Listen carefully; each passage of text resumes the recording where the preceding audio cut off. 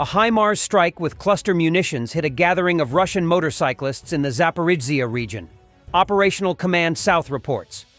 Putin's Mad Max army is an easy target for precision strikes.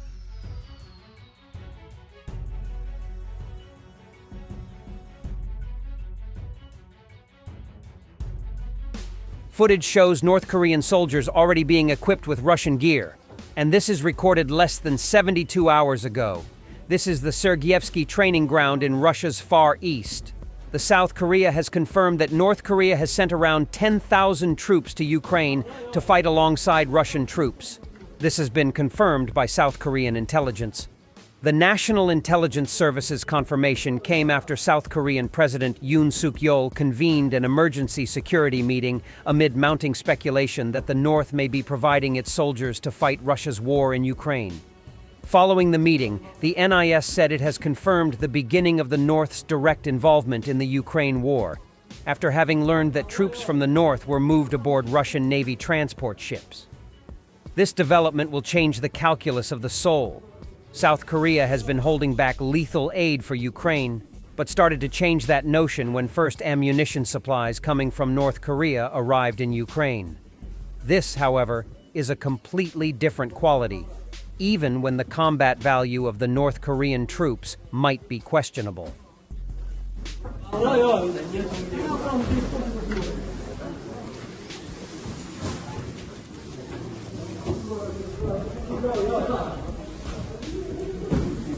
Satellite images reveal the aftermath of the attack on the 67th Grau Arsenal in Karachov, Bryansk Oblast. 2 storage facilities have been confirmed destroyed. Fresh satellite images have emerged, showing the aftermath of the destruction of Russian ammunition depots. Radio Svoboda, which published the photos, reported they were taken on October 17, 2024, by the Planet Labs satellite. The attack on the ammunition depot took place on the morning of October 9, 2024, and according to official sources, involved 12 attack drones. The published photos show that the attack destroyed 2 hangars measuring approximately 50 by 15 meters each. The arsenal is located in close proximity to the town of Karachev, 115 kilometers from the Russian-Ukrainian border. The damaged facility is the 67th arsenal used by the Russian Ministry of Defense to store artillery shells, anti-aircraft missiles, and rockets for multiple launch rocket systems. In addition, information appeared today that on the night of October 16th, an arsenal of rocket and artillery weapons was attacked. Telegram channel Astra reported on this with reference to local residents. According to the channel, residents of the Serdobsky district of the Penza Oblast heard explosions. There has been no official comment from local authorities. Astra has learned that several drones attacked an ammunition depot in the Serdobsk town that night. The arsenal of rocket and artillery weapons of the military unit, 58,661, is located there. After the attack, a fire broke out on the territory of the arsenal, but it was extinguished within half an hour. Serdobsk is about 550 kilometers from the contact line in Ukraine. As a result of the attack on the oil depot in Rovenki on October 12th, 1 large tank was hit, and possibly 3 smaller tanks burned, according to satellite images obtained by Cyber Boroshno. Heavenly Mara Group within the 43rd Separate Mechanized Brigade destroyed a Russian BM-21 Grad MLRS with an FPV drone. The destruction of this multi-barrel rocket launchers is very useful for the Ukrainian forces, because the Russian artillery constantly bombards the Ukrainian positions with lethal shells. This way, at least this system will no longer pose a threat to Ukrainian soldiers. Russian serviceman films as Ukrainian drones attack his tank that drove over a mine. The crew had to quickly flee the scene.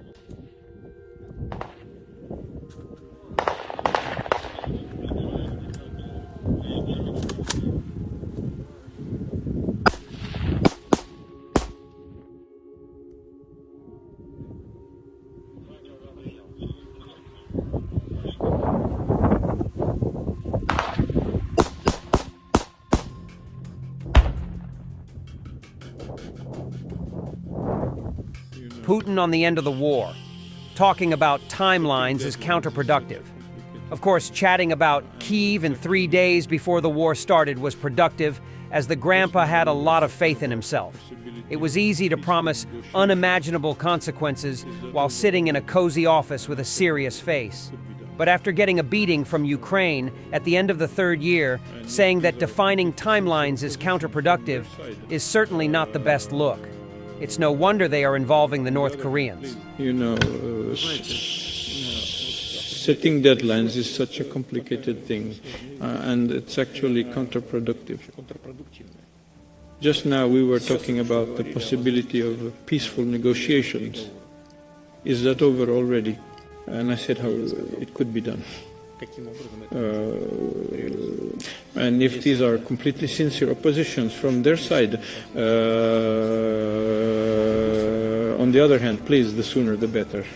95 Ukrainian defenders returned home from Russian captivity today. Many couldn't believe this was happening as they spent many months in captivity. President Zelensky said, 95 of our people are home again. These are the warriors who defended Mariupol and Azovstal, as well as the Donetsk, Luhansk, Kharkiv, Kyiv, Chernihiv, and Kherson regions. Each time Ukraine rescues its people from Russian captivity, we bring closer the day when freedom will be returned to all those still held in Russian captivity. I thank the team involved in finding and liberating prisoners. We are doing everything to bring back all of our people held by Russia. I am grateful to the warriors who replenish the exchange fund and to all our partners who help us, Zelensky added.